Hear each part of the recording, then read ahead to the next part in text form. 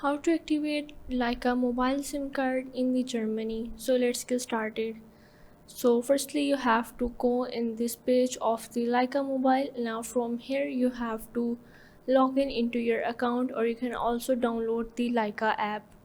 And after that you have to go in this top up plan and you have to enter your Lyca number and simply get started, and you just have to go in the prepaid plans to renew your plan.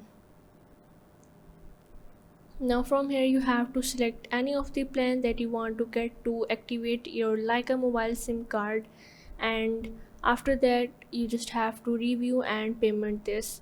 And you also have the various payment method. Just have to click on this buy now, just like this, and after that here you have this option to get the international SIM, or in the last you have to total payment and you are able to get your eSIM or the SIM card to activate your LycaMobile SIM.